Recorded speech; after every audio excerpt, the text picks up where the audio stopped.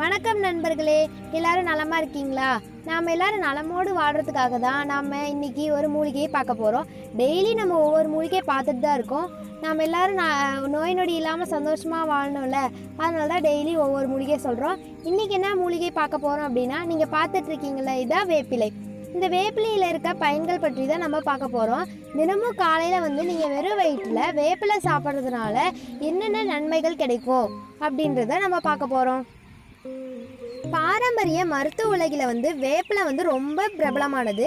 இந்த இதில் ரொம்ப மருத்துவ குணம்லாம் ரொம்ப அதிகமாக இருக்குது. ரொம்ப அற்புதமான இலை. இது சாப்பிட்றதுனால ரொம்ப அற்புதமான நம்மளுக்கு நோய் நொடி இல்லாமல் சந்தோஷமாக வாழ முடியும்.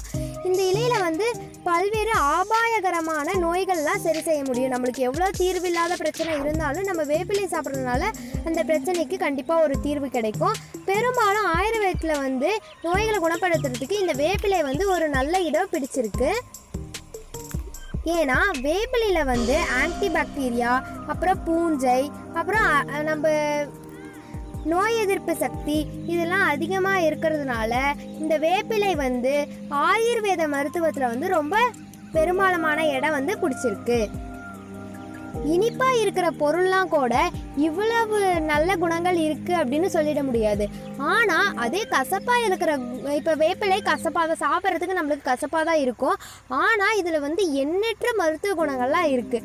அதெல்லாம் நம்மளுக்கு தெரிஞ்சுக்காமே இருக்கும். இனிப்பாக இருந்தால் நம்ம அதிகம் சாப்பிட்றோம், ஆனால் கசப்பாக இருந்தால் சாப்பிட மாட்டேங்கிறோம். அதனால தான் அதில் நிறையா மருத்துவ குணம்லாம் அடங்கியிருக்கு நண்பர்களே.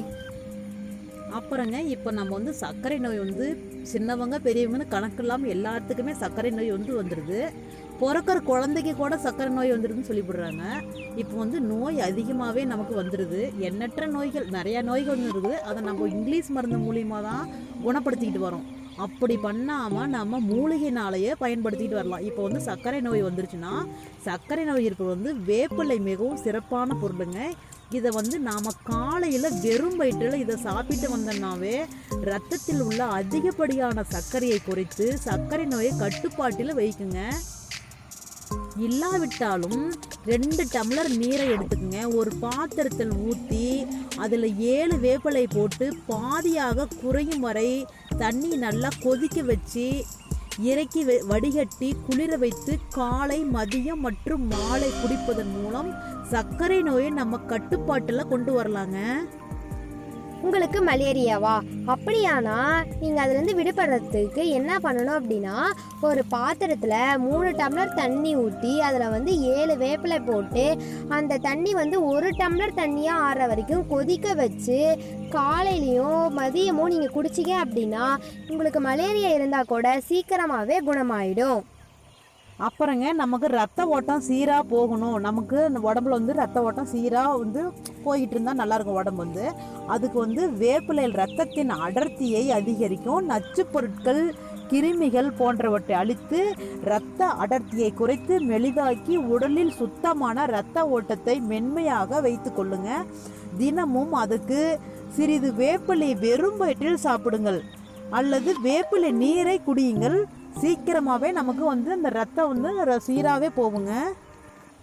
அப்புறங்க நமக்கு பக்கவாதம் வரும். மூளைக்கு சீரான அளவில் ரத்த ஓட்டம் இல்லாத போது தான் நமக்கு பக்கவாதம் வரும்.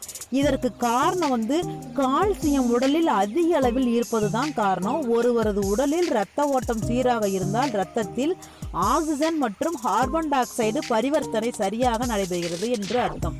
பக்கவாத பிரச்சனை வராமல் இருக்க வேண்டுமானால் சிறிது வேப்பிலையை தினமும் சாப்பிடுங்கள். வெறும் வயிற்றில் பக்கவாதம் வராது. உங்களுக்கு காயெல்லாம் ஏற்பட்டால் நீங்கள் இங்கிலீஷ் மருந்துக்களை தான் பயன்படுத்தணும் அப்படின்றது இல்லை.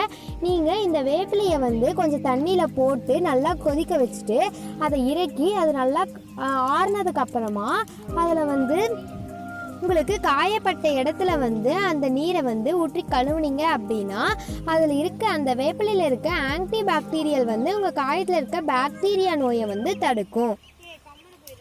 இப்போ நீங்கள் பார்த்துட்டு இருக்கிறது தான் வேப்பிலையில் இருக்க கொழுந்து இலை. இந்த கொழுந்து இலையை வந்து நீங்கள் குழந்தைங்களுக்கு டெய்லி காலையில் சாப்பிட கொடுத்தீங்க அப்படின்னா அவங்க வந்து ஒரே ஒரு சின்ன இலையை நீங்கள் கொடுத்தீங்கனாலே போதும். குழந்தைங்களுக்கெல்லாம் வயிற்றில் இருக்க புழுக்களால் ரொம்ப அவஸ்தைப்படுவாங்க.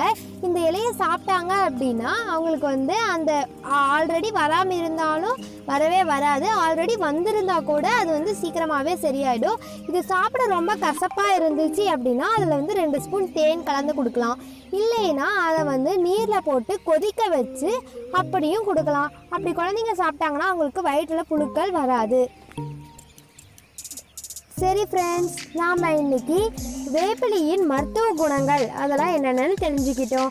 மேலும் நிறைய மூலிகைலாம் பற்றி தெரிஞ்சுக்கிறதுக்கு நம்ம சேனலை சப்ஸ்கிரைப் பண்ணுங்கள். புதுசாக நம்ம சேனலை இப்போ தான் பார்க்குறீங்கன்னா சப்ஸ்கிரைப் பண்ணி பக்கத்தில் இருக்க பெல் ஐக்கானை ப்ரெஸ் பண்ணுங்கள்.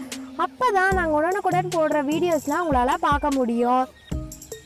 உங்களுக்கு இந்த வீடியோ பிடிச்சிருந்துச்சு அப்படின்னா லைக் பண்ணுங்கள். இதில் ஏதாவது உங்களுக்கு டவுட் அப்படின்னு இருந்துச்சு அப்படின்னா அதை வந்து கமெண்ட் பாக்ஸில் கமெண்ட் பண்ணுங்கள். தேங்க்யூ, பாய். மற்றவங்களுக்கும் பயனுள்ளதாக இருக்கும் அப்படின்னு நீங்கள் நினச்சிங்கன்னா மற்றவங்களுக்கும் ஷேர் பண்ணுங்கள். தேங்க்யூ.